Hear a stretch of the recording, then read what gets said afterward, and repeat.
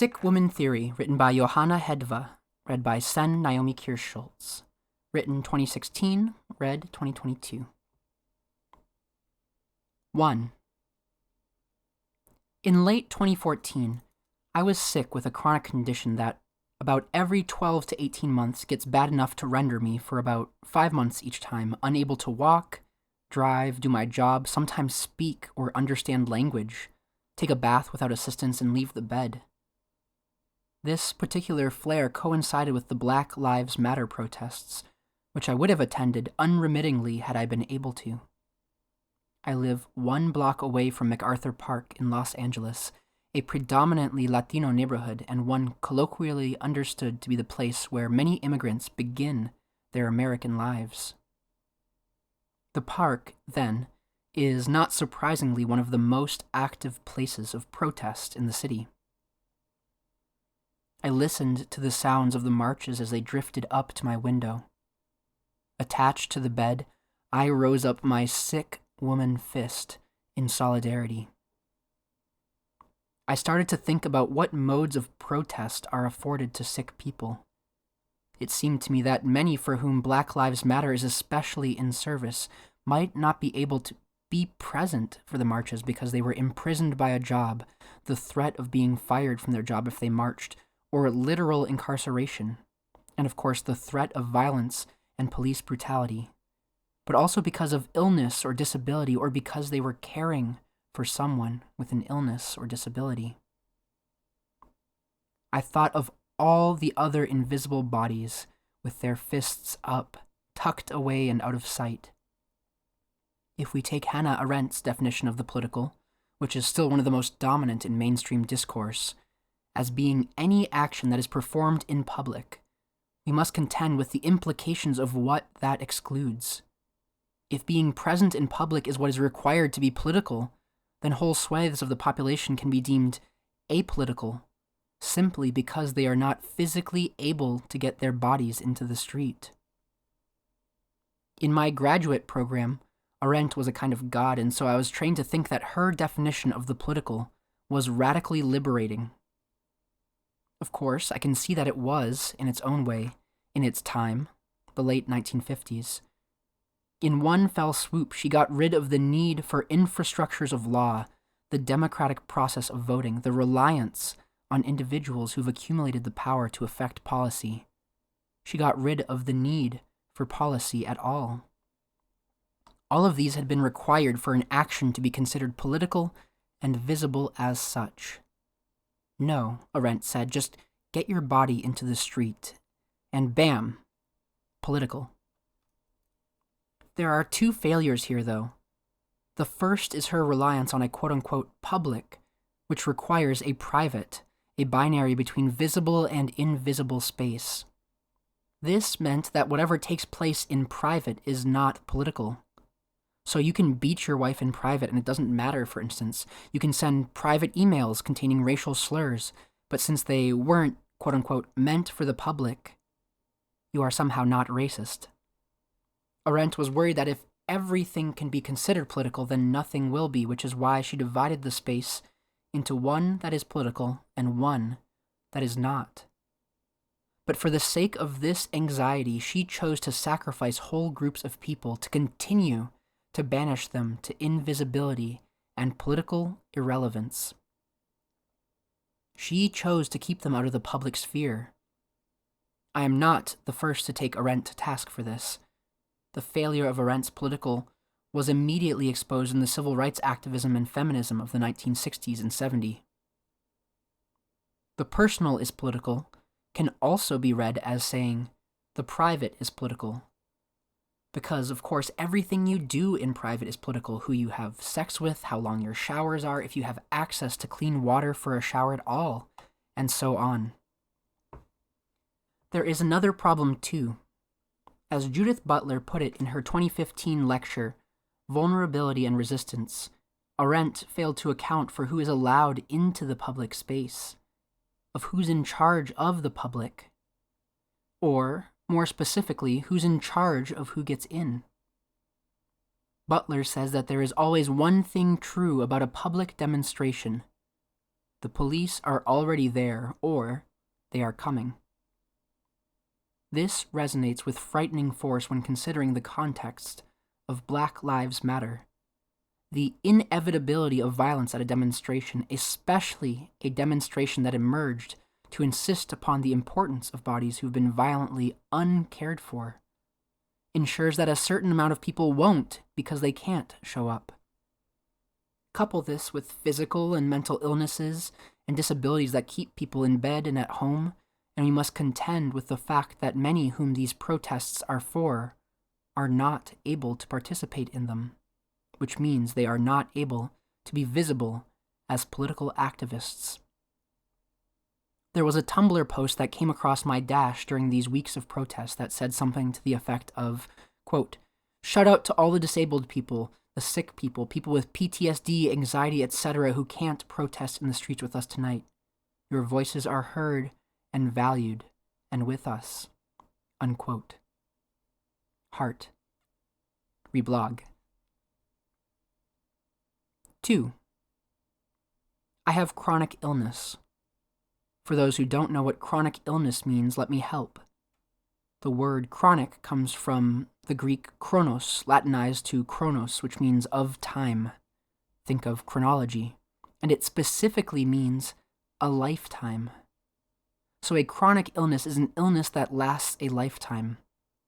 In other words, it does not get better.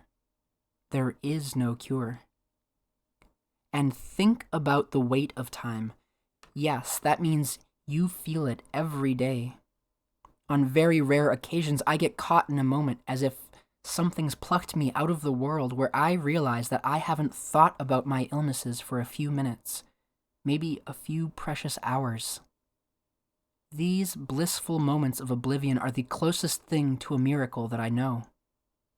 When you have chronic illness, life is reduced to a relentless rationing of energy. It costs you to do anything, to get out of bed, to cook for yourself, to get dressed, to answer an email. For those without chronic illness, you can spend and spend without consequence. The cost is not a problem. For those of us with limited funds, we have to ration. We have a limited supply. We often run out before lunch. I've come to think about chronic illness in other ways. Anne Svetkovich writes, quote, "What if depression in the Americas, at least, could be traced to histories of colonialism, genocide, slavery, legal exclusion, and everyday segregation and isolation that haunt all of our lives rather than to be biochemical imbalances?" Unquote. I'd like to change the word depression here to be all mental illnesses. Svetkovich continues, "Most medical literature tends to presume a white and middle-class subject for whom feeling bad is frequently a mystery because it doesn't fit a life in which privilege and comfort make things seem fine on the surface." In other words, wellness as it is talked about in America today is a white and wealthy idea. Let me quote Starhawk in the preface to the new edition of her 1982 book, Dreaming the Dark.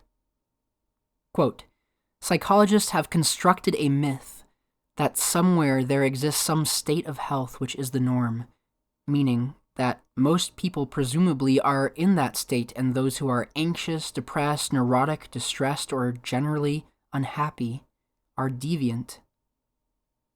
I'd here supplant the word psychologists with white supremacy, doctors, your boss, neoliberalism, heteronormativity, and America.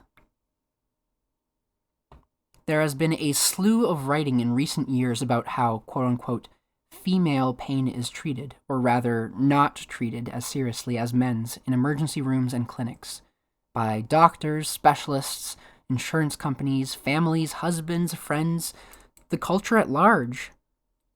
In a recent article in The Atlantic called, quote, "How Doctors Take Women's Pain Less Seriously," unquote, a husband writes about the experience of his wife Rachel's long wait in the ER before receiving the medical attention her condition warranted, which was an ovarian torsion where an ovarian cyst grows so large it falls, twisting the fallopian tube. Quote, nationwide, men wait an average of 49 minutes before receiving an analgesic for acute abdominal pain. Women wait an average of 65 minutes for the same thing. Rachel waited somewhere between 90 minutes and 2 hours, he writes. At the end of the ordeal, Rachel had waited nearly 15 hours before going into the surgery she should have received upon arrival. The article concludes with her physical scars healing, but that she's still grappling with the psychic toll, what she calls the trauma of not being seen. What the article does not mention is race, which leads me to believe that the writer and his wife are white. Whiteness is what allows for such oblivious neutrality. It is the premise of blankness, the presumption of the universal. Studies have shown that white people will listen to other white people when talking about race far more openly than they will to a person of color. As someone who is white passing, let me address white people directly. Look at my white face and listen up. The trauma of not being seen. Again, who is allowed into the public sphere? Who is allowed to be visible? I don't mean to diminish Rachel's horrible experience. I, myself, once had to wait 10 hours in an ER to be diagnosed with a burst ovarian cyst. I only wish to point out the presumptions upon which her horror relies, that our vulnerability should be seen and honored, and that we should all receive care, quickly and in a way that, quote, respects the autonomy of the patient, unquote, as the 4 principles of biomedical ethics puts it. Of course, these presumptions are what we all should have, but we must ask the question of who is allowed to have them. In whom does society substantiate such beliefs? And in whom does society enforce the opposite? Compare Rachel's experience at the hands of the medical establishment with that of Cam Brock's. In September 2014, Brock, a 32-year-old black woman born in Jamaica and living in New York City, was driving a BMW when she was pulled over by the police. They accused her of driving under the influence of marijuana, and though her behavior and their search of her car yielded nothing to support this, they nevertheless impounded her car. According to a lawsuit brought against the City of New York and Harlem Hospital by Brock, when Brock appeared the next day to retrieve her car, she was arrested by the police for behaving in a way that she calls emotional and involuntarily hospitalized in the Harlem Hospital psych ward. As someone who has also been involuntarily hospitalized for behaving, quote-unquote, too emotionally, this story feels like a rip of recognition through my brain. The doctors thought that she was delusional and suffering from bipolar disorder because she claimed that Obama followed her on Twitter, which was true, but the medical staff failed to confirm. She was then held for 8 days, forcibly injected with sedatives, made to ingest psychiatric medication, attend group therapy, and stripped. The medical records of the hospital, obtained by her lawyers, bear this out. The, quote, master treatment plan, unquote, for Brock's stay reads, objective. Patient will verbalize the importance of education for employment and will state that Obama is not following her on Twitter. It notes her, quote, inability to test reality, unquote. Upon her release, she was given a bill for $13,637.10. The question of why the hospital's doctors thought Brock delusional because of her Obama follow claim is easily answered. Because, according to this society, a young black woman can't possibly be that important, and for her to insist that she is must mean that she's quote-unquote sick.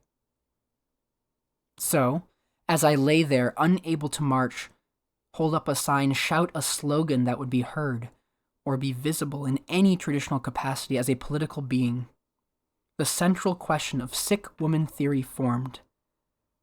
How do you throw a brick through the window of a bank if you can't get out of bed? 3.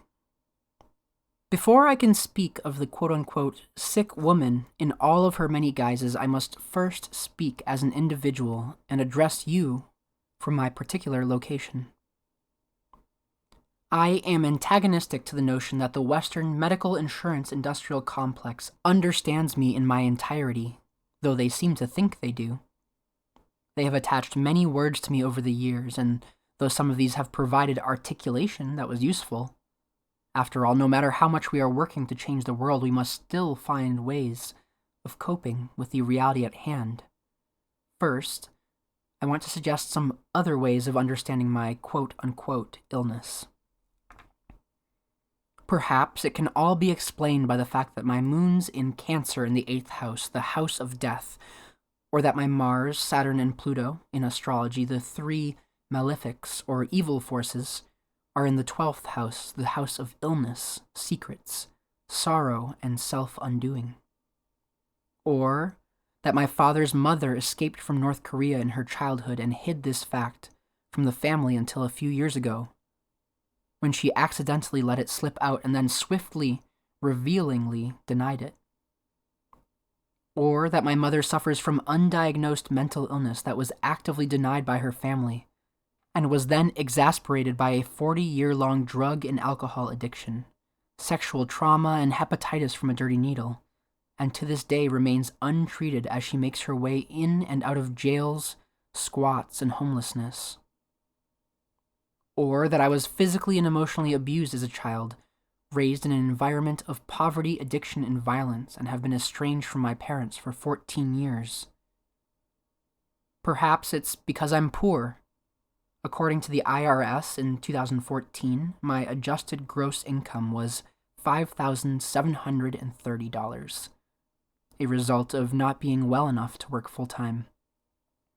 Which means that my health insurance is provided by the state of California, Medi-Cal, that my quote-unquote primary care doctor is a group of physician's assistants and nurses in a clinic on the second floor of a strip mall, and that I rely on food stamps to eat.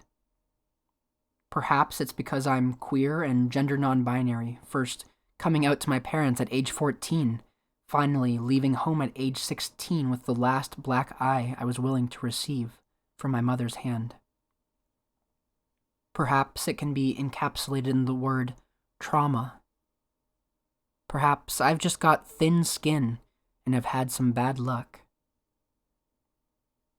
It's important that I also share the Western medical terminology that's been attached to me. Whether I like it or not, it can provide a common vocabulary. This is the oppressor's language, Adrienne Rich wrote in 1971, yet I need it to talk to you. But let me offer another language too. In the Native American Cree language, the possessive noun and verb of a sentence are structured differently than in English. In Cree, one does not say, "I am sick." Instead, one says, "The sickness has come to me." I love that and want to honor it. So, here is what has come to me. Endometriosis, which is a disease of the uterus where the uterine lining grows where it shouldn't, in the pelvic area mostly, but also anywhere, the legs, abdomen, even the head. It causes chronic pain, gastrointestinal chaos, epic, monstrous bleeding, in some cases cancer, and means that I have miscarried, can't have children, and have several surgeries to look forward to. When I explained the disease to a friend who didn't know about it, she exclaimed, "So your whole body is a uterus?" That's one way of looking at it, yes. Imagine what the ancient Greek doctors, the fathers of the theory of the wandering womb, would say about that. But it means that every month, those rogue uterine cells that have implanted themselves throughout my body obey their nature and bleed, to quote fellow endo warrior Hilary Mantel. This causes cysts, which eventually burst, leaving behind bundles of dead tissue like the debris of little bombs. Bipolar disorder, complex PTSD, panic disorder, and depersonalization/derealization disorder have also come to me. This can mean that I live between this world and another one created by my own brain that has ceased to be contained by a discrete concept of self.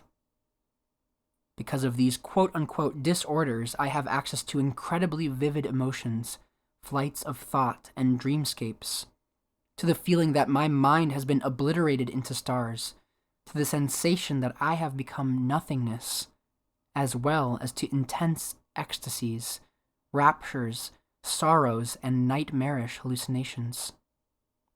I have been hospitalized, voluntarily and involuntarily, because of it, and one of the medications I was prescribed once nearly killed me. It produces a rare side effect where one's skin falls off. Another one cost $800 a month. I only took it because my doctor slipped me free samples.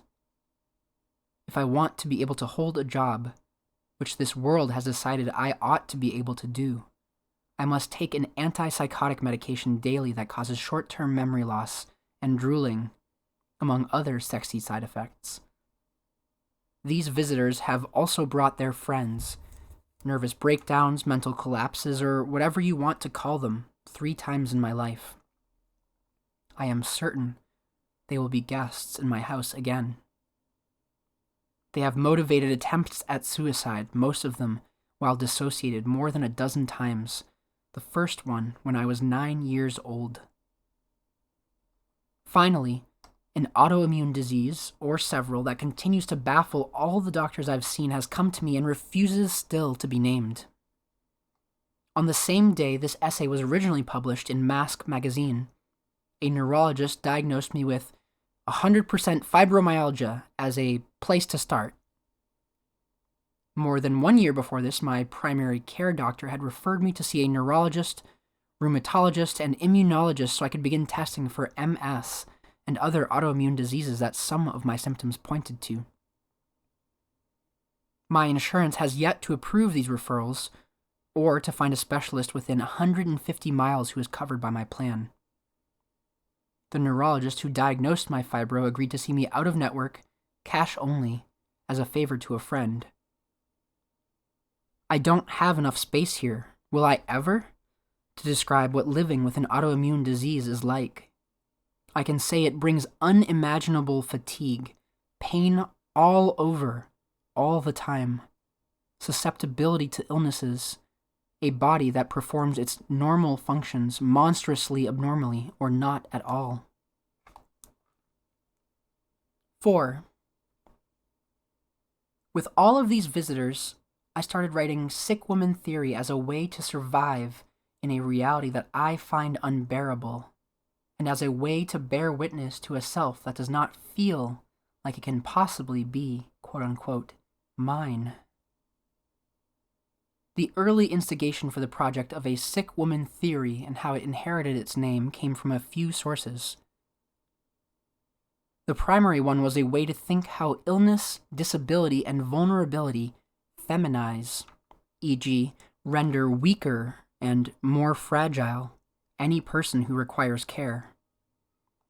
One was in response to Audrey Wollin's sad girl theory, which proposes a way of redefining historically feminized pathologies into modes of political protest for girls.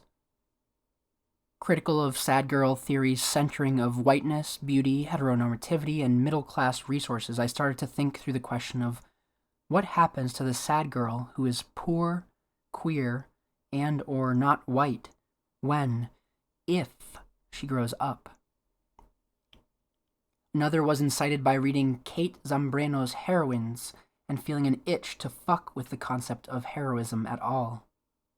And so I wanted to propose a figure with traditionally anti-heroic qualities, namely illness, idleness, and inaction, as capable of being the symbol of a grand theory. One of the most resounding influences was from the 1973 feminist book Complaints and Disorders, which differentiates between the quote-unquote sick woman of the white upper class and the sickening woman of the non-white working class. And if Sick Woman Theory has a guardian godmother, it would be Audre Lorde. Sick Woman Theory is for those who are faced with their vulnerability and unbearable fragility every day, and so have to fight for their experience to be not only honored, but first, made visible. For those who, in Audre Lorde's words, were never meant to survive, because this world was built against their survival. It's for my fellow spoonies, my fellow sick and crip crew. You know who you are, even if you've not been attached to a diagnosis. One of the aims of sick woman theory is to resist the notion that one needs to be legitimated by an institution so that they can try to fix you according to their terms. You do not need to be fixed, my queens. It's the world that needs the fixing. I offer this as a call to arms and a testimony of recognition. I hope that my thoughts can provide articulation and resonance, as well as tools of survival and resilience. And for those of you who are not chronically ill or disabled, sick woman theory asks you to stretch your empathy this way, to face us, to listen, to see. 5. Sick woman theory is an insistence that most modes of political protest are internalized, lived, embodied, suffering, and no doubt invisible. Sick woman theory redefines existence in a body as something that is primarily and always vulnerable, following from Judith Butler's recent work on precarity and resistance. Because Butler's premise insists that a body is defined by its vulnerability, not temporarily affected by it, the implication is that it is continuously reliant on infrastructures of support in order to endure. And so, we need to reshape the world around this fact. Sick woman theory maintains that the body and mind are sensitive and reactive to regimes of oppression, particularly our current regime of neoliberal, white supremacist, imperial capitalist, cis heteropatriarchy. It is that all of our bodies and minds carry the historical trauma of this, that it is the world itself that is making and keeping us sick. To take the term woman as the subject position of this work is a strategic, all-encompassing embrace and dedication to the particular rather than the universal.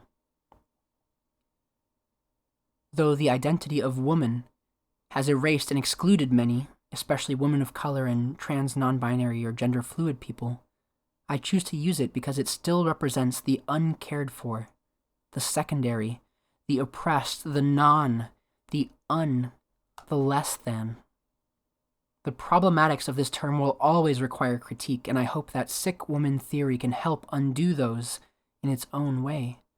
But more than anything, I'm inspired to use the word woman because I saw this year how it can still be radical to be a woman in the 21st century. I use it to honor a dear friend of mine who came out as gender fluid last year. For her, what mattered the most was to be able to call herself a woman, to use the pronouns she, her. She didn't want surgery or hormones.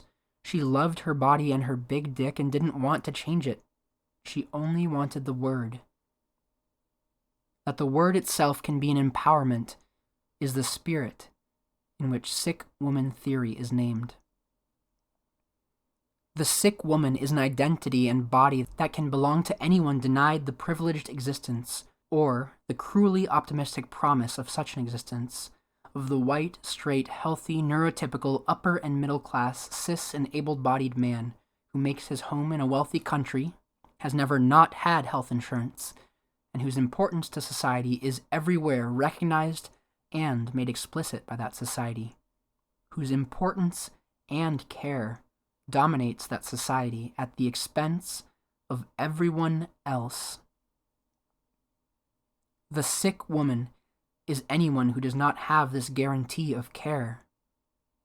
The sick woman is told that, to this society, her care, even her survival, does not matter. The sick woman is all of the quote-unquote dysfunctional, dangerous, in danger, badly behaved, crazy, incurable, traumatized, disordered, diseased, chronic, uninsurable, wretched, undesirable, and altogether dysfunctional bodies belonging to women, people of color, poor, ill, neuroatypical, disabled, queer, trans, and gender fluid people who have been historically pathologized, hospitalized, institutionalized, brutalized, rendered unmanageable, and therefore made culturally illegitimate and politically invisible. The sick woman is a black trans woman having panic attacks while using a public restroom, in fear of the violence awaiting her. The sick woman is the child of parents whose indigenous histories have been erased, who suffers from the trauma of generations of colonization and violence. The sick woman is a homeless person, especially one with any kind of disease and no access to treatment, and whose only access to mental health care is a 72-hour hold in the county hospital. The sick woman is a mentally ill black woman whose family called the police for help because she was suffering an episode, and who was murdered in police custody, and whose story was denied by everyone operating under white supremacy.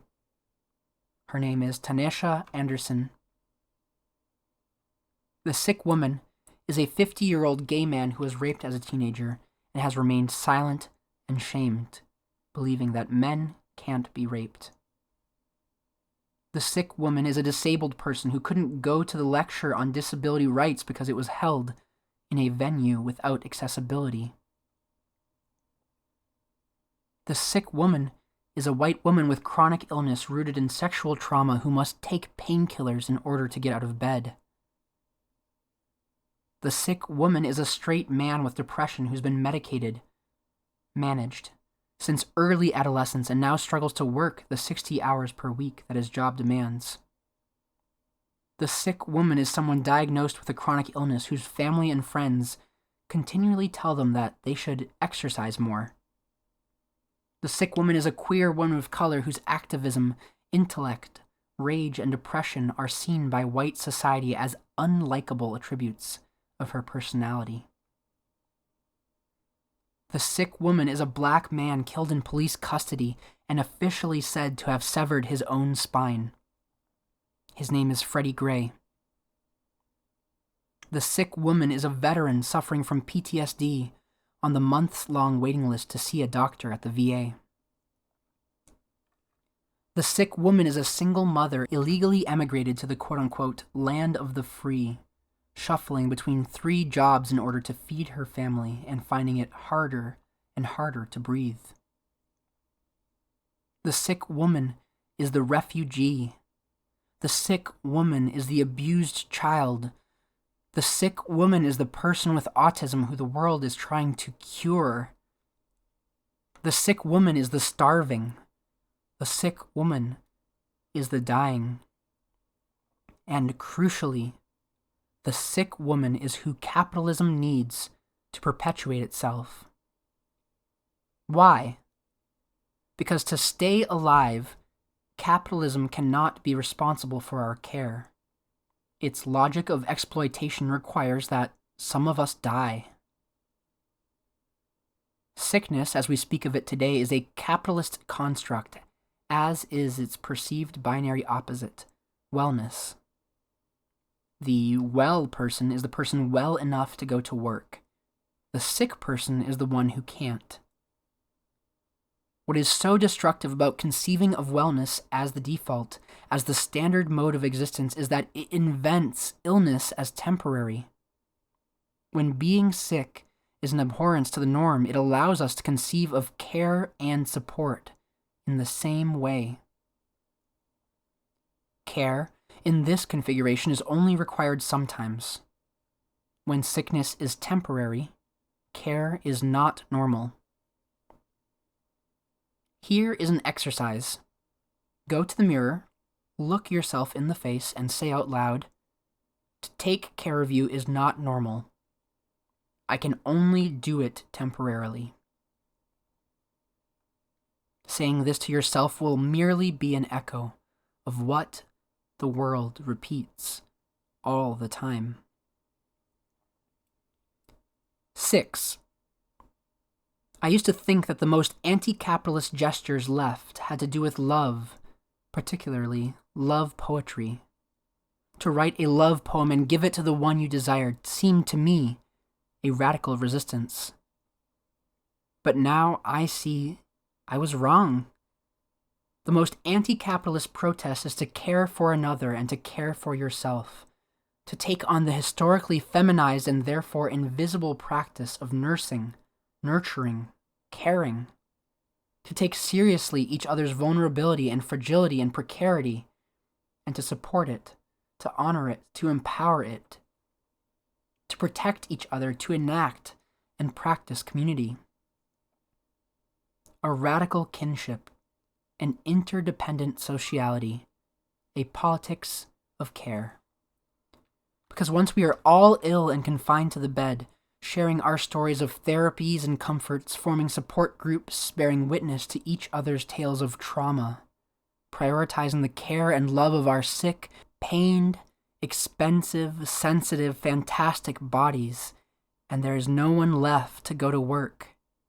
Perhaps then, finally, capitalism will screech to its much-needed, long overdue, and motherfucking glorious halt.